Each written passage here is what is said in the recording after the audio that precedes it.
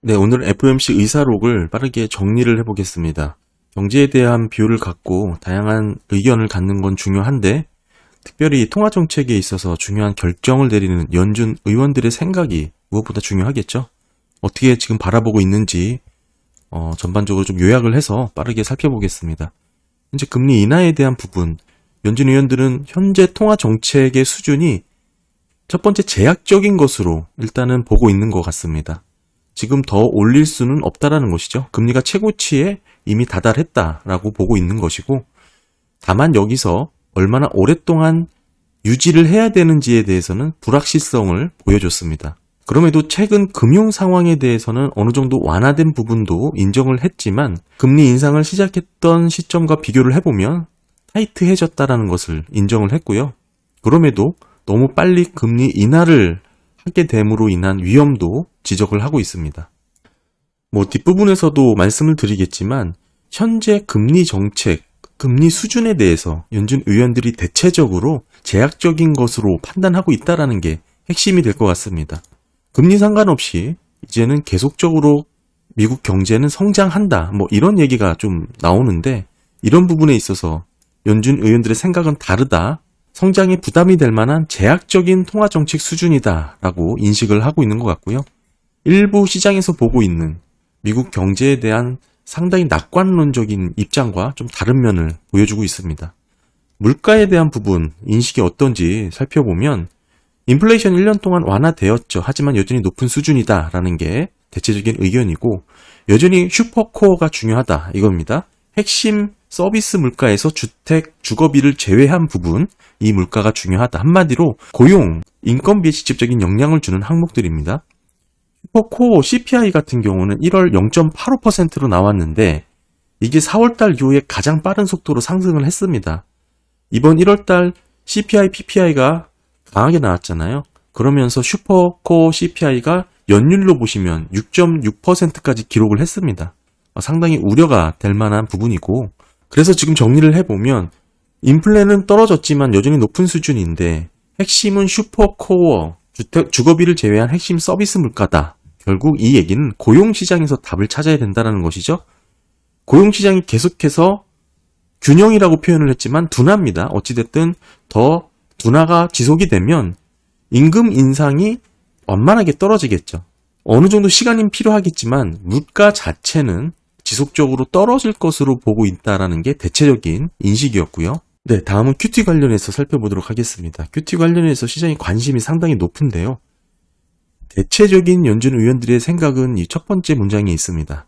영래포 제도가 지속적으로 감소를 하면서 축소가 되어 왔습니다. 이에 다음 회의에서 QT 축소에 대해서 심도 있게 논의하자라는 게 대체적인 의견이었고, 일부 의원들의 발언이 있었는데 이거는 이 얘기죠. 대차 대조표가 지금 축소되고 있는 QT가 진행이 되고 있잖아요. 월 950억 달러씩 줄이고 있는데 채권 600억 달러, MBS 350억 달러죠. 근데 이 비율을 줄이면 결국 QT를 조금 더 오래 할 수 있는 거 아니냐라고 언급을 한 겁니다. 그러니까 예를 들어서 950억 달러가 아니라 600억 달러로 그 비율 자체를 축소시키면 QT를 지속할 수 있는 시기가 더 길어질 수 있지 않냐라고 언급을 한 일부 의원들도 있었고요. 또 일부 의원은 금리 인하 후에도 QT는 당분간 지속될 수 있다라고 언급을 한 겁니다. 그러니까 금리 인하를 먼저 하고 QT는 조금 더 오랫동안 지속해야 되는 거 아니냐, 이렇게 얘기한 일부 의원들도 있었고요. 제가 정리를 해보면 이렇습니다. 결국에는 QT 관련해서 다음번 회의에서 좀 더 심도 있게 논의하자라고 얘기를 했고, 일부 의원들의 언급을 정리를 해보면 QT는 생각보다 오랫동안 지속될 수 있는 여지가 조금 남아있는 거고요. 특히 지금 얘기하는 게 QT의 축소잖아요. 테이퍼링입니다. 그러니까 월 950억 달러 줄이는 걸 아까 말씀드렸다시피 600억 달러를 하든 500억, 400억 달러로 줄여서 이 기간을 연장하자라는 의견이 좀 많이 나왔다라는 것을 좀 정리를 해볼 수가 있고요. 특별히 금리 인하 후에도 QT가 지속될 수 있다라고 언급한 일부 의원들의 내용도 있었다는 점에서 시사를 하는 것이죠. 현재 경기를 어떻게 보는지 연준 의원들의 생각도 상당히 중요했는데, 신용카드 사용의 증가, BNPL, 최근 며칠 전에 올린 영상에서 언급을 했던 부분이죠. 그 다음에 일부 소비자 대출에 대한 연체 증가에 대해서 우려를 하고 있다는 게 밝혀졌습니다.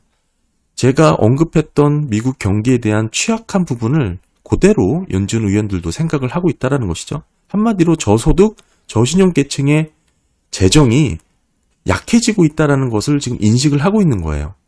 더불어서 지금의 일자리 증가에 대해서도 연준 의원들은 생각보다 그렇게 나이브한 생각을 갖고 있지 않았더라고요. 일부 특정 섹터에 집중되어 있기 때문에 이런 일자리 증가는 급격한 하방 위험이 있다라고 언급을 했으니까요. 그럼에도 은행에서의 유동성 문제를 발견하지 못했다라고 얘기를 했는데 이 부분은 제 개인적인 생각입니다만 은행을 강조한 내용이지 않을까 생각을 합니다. 한마디로 비은행 기관에서의 유동성 문제는 있을 수 있다는 게 제 생각이고요.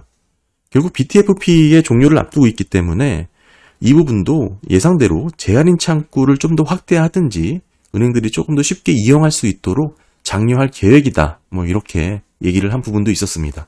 전반적으로 FOMC 의사록을 정리를 해보면 현재 통화정책의 수준은 제약적이라고 인식을 하고 있는 거고 내리고 싶지만 결국 물가가 생각만큼 확실한 데이터가 나오지 않았다는 것이죠. 그래서 아직은 조금 더 관찰해야 된다. 특히 고용시장에 있어서 지속적으로 둔화가 될지 임금 인상에 대한 부분을 좀 체크해야 되겠다라고 본 것이고 이게 떨어져야 서비스 물가가 떨어지고 주거비제 외 슈퍼코어 물가가 잡히기 때문이죠. 그러면서 큐티 관련해서도 지금 논의를 하고 있는 부분도 몇 개 언급이 되었지만 생각보다 오랫동안 지속될 수 있는 시사점이 조금 언급되었다. 이렇게 정리를 할 수 있을 것 같고요. 경기 관련해서 취약 부분에 대한 인식을 하고 있다는 점을 확인을 할 수 있었고 은행에서의 유동성 문제는 당연히 없겠죠. 하지만 비은행 기관에서의 유동성 문제는 어느 정도 의식하고 있지 않을까 그런 생각을 좀 하게 됐습니다. 이렇게 연준 의원들이 지금 미국의 경기를 생각을 하고 있는데 이런 연준의 생각과 달리 금리와 상관없이 미국 경제는 계속 성장한다 이렇게 주장하시는 분들도 생기고 있죠. 지금 최근에 제퍼슨 의원의 언급도 있었지만 생산성이 증가가 되었다. 공급 측면에서 인플레가 완화가 된 것은 인정을 했습니다. 그런데 이제 잘 보도가 안 된 부분이 있는데 이 뒷부분이 의미심장했죠. GDP 성장에 있어서 잠재적인 이 성장률이 높아졌을 가능성에 대해서 내비쳤습니다. 표현은 이렇게 했죠. 올해 성장은 둔화할 것으로 예상하지만 지속적인 소비자 지출 강세로 인해서 상승의 위험도 있다라고 얘기를 했는데 전반적인 의중을 좀 살펴보면 생산성 증가로 인한 잠재적 GDP 성장이 되었을 가능성에 대해서 언급을 한 것입니다. 이거를 논리를 확장해서 이렇게 주장하시는 분들이 있죠. 미국이 이런 성장을 반영한다면 장단기 역전폭이 해소가 된다. 어떻게? 단기금리가 내려가서 장기금리는 높아져서 해소가 될 것이라는 주장이죠. 몇 가지 근거가 있는데 특히 고용과 성장이 탄탄하다 이겁니다. 특히 제조업 경기가 안 좋았던 건 과거 재고 사이클의 주기가 조금 변했기 때문이라고 주장을 한 건데 이건 제가 최근에 고객 재고가 급감하면서 조금 더 지켜봐야 된다 말씀을 드렸죠. 그리고 물가가 잡히면서 실질 임금이 상승을 해서 소비를 지탱할 것이다. 한마디로 고용이 좋으니까 소비가 좋다 이 얘기죠.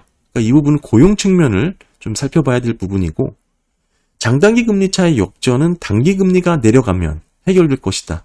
한마디로 구조적으로 장단기 금리가 역전된 상황이 해결되면 금리 상관없이 금리 레벨 상관없이 미국은 꾸준히 성장할 것이다. 성장률이 좋아질 것이다. 이렇게 얘기를 하는 겁니다.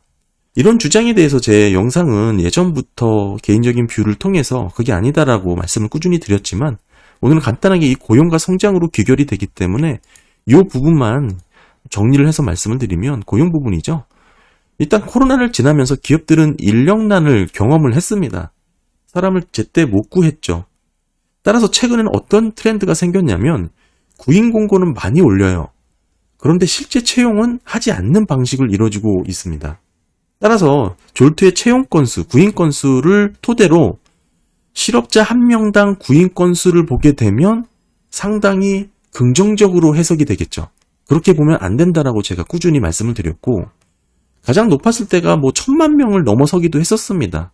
이렇게 800에서 900만 이상의 구인 공고가 증가했지만 이렇게 증가한 구인 공고에 비해 실제 채용 건수는 500에서 600만 명 평년 수준을 유지했다라고 말씀을 드렸죠.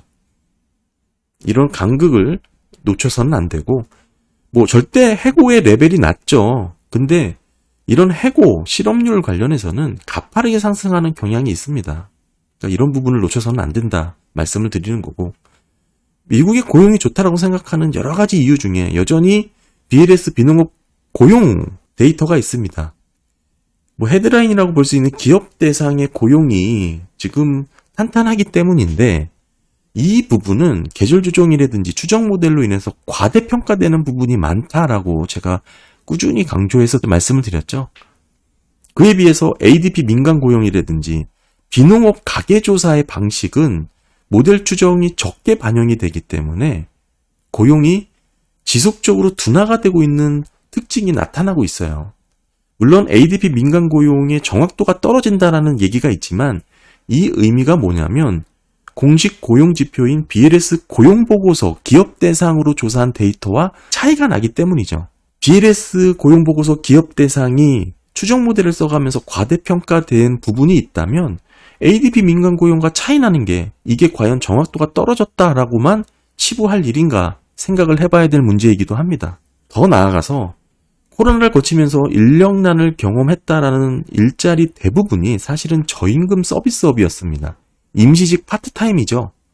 또는 정부 주도의 일자리 증가분이었습니다.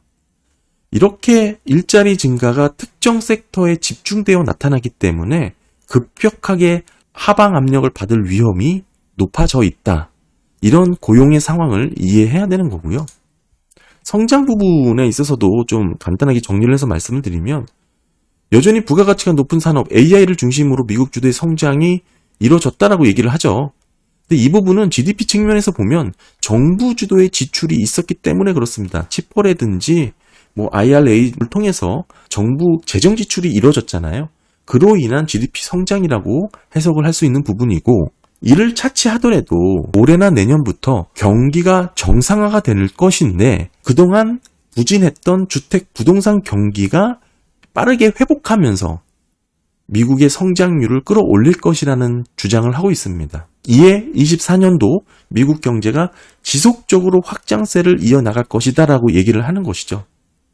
그동안은 GDP 성장률에 있어서 주택 투자의 기여도가 낮았는데, 주택 부동산 시장이 회복되면 이게 GDP 성장률 기여도가 높아지겠죠. 그러면서 전반적인 미국의 성장률의 상승을 주도할 것이다.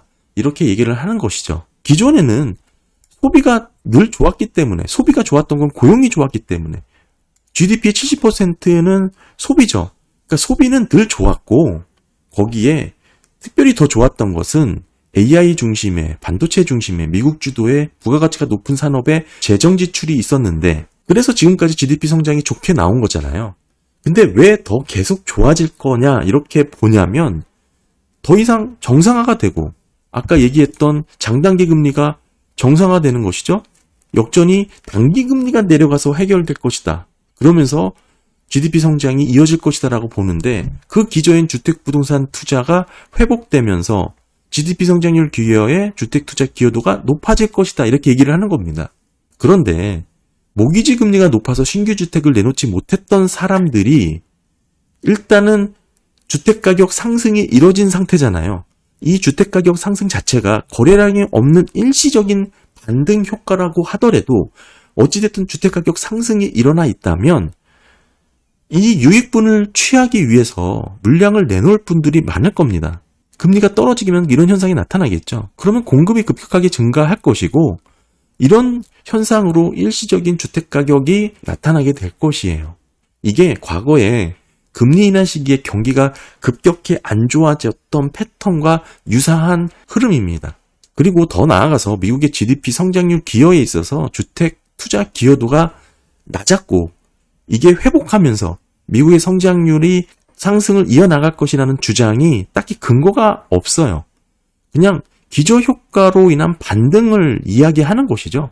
20년도에는 0.28% 기여를 했고 21년도에는 0.47, 그런데 22년도에는 마이너스 0.44, 23년 마이너스 0.49로 떨어졌으니까 이제 오르면 이게 또 반등하지 않겠냐, 그냥 이렇게 기대를 하는 겁니다. 그런데 24년 들어서 최근까지 발표된 주택 부동산 시장들의 지표, 특히 1월 신규 주택 착공과 건축 허가 건수 부진했고요. 특별히 좋았다고 볼 만한 내용도 없습니다. 2월 NAHB 주택 시장 지수는 여전히 부진한 구간을 가르치고 있고요. 위축 구간을 이어가고 있습니다.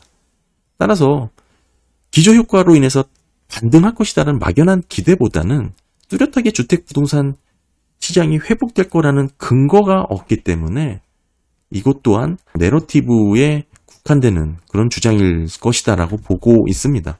제가 이 말씀을 드린 이유는 금리 상관없이 미국의 성장이 계속적으로 이루어진다? 사실 연준 의원들조차도 그렇게 생각하고 있지 않다라는 것을 강조하기 위해서 FOMC 의사록에 대한 내용을 정리하면서 덧붙여서 이런 말씀을 좀 이어봤습니다. 네, 감사합니다.